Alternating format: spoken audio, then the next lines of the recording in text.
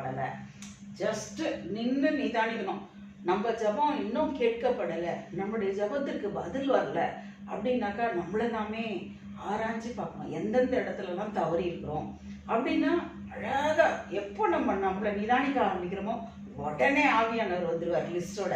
டக் டக் டக் டக்குன்னு நம்மளுக்கு ஒன்றா அவங்க கண்டித்து உணர்த்துகிற தேவனாக இருக்கிறார் இல்லையா. கடிந்து கொள்ளும் பொழுது தான் நம்ம என்ன செய்வோம், ஆண்டவருக்கு உண்மையுள்ளவர்களாக வாழ்வோம் இல்லையா. அப்போ ஆண்டவர் கண்டித்து நம்மளுக்கு சிலதெல்லாம் ஹைலைட் பண்ணி காமிப்பார். நம்ம அதெல்லாம் புறம்ப தள்ளிட்டு ஜபத்துக்கு நம்ம இருதயத்தை சுத்தமுள்ளவர்களாக நம்மளால முடிஞ்சாக்க நற்காரியங்களை செய்யணும். நற்காரியங்களை ரோமரில் கொடுக்கப்பட்டிருக்குது.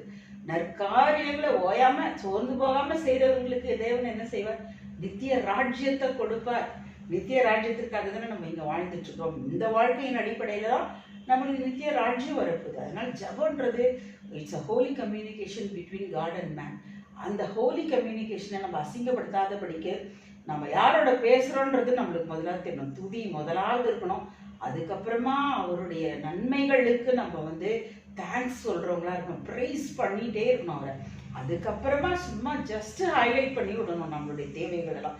ஆண்டவருக்கு நம்முடைய தேவைகள் தெரியும். நம்ம என்னத்தை ஜபிக்க போகிறோன்றதும் அவருக்கு தெரியும். அதனால் நம்ம ஜபத்தில் ரொம்ப கரெக்டானவர்களாக வார்த்தைகளை நல்லா பரிசுத்தமுள்ள தேவன்கிட்ட பேசுகிறோன்றதை தெரிஞ்சுக்கிட்டு நம்ம ஜெபிப்போம்.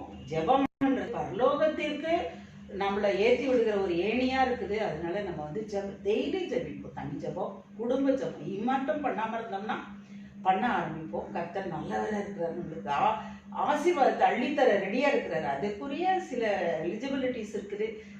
அதனோட போய் தான் நம்ம அவருடைய பிளெஸிங்ஸை பிடிக்கணும். அதனால ஆண்டவர் நல்லவராக எல்லாருக்கும் கிருபை மிகுந்தவராக இருப்பாராக. கர்த்தர் உங்கள் அனைவரையும் ஆசீர்வதிப்பாராக. ஆமென்.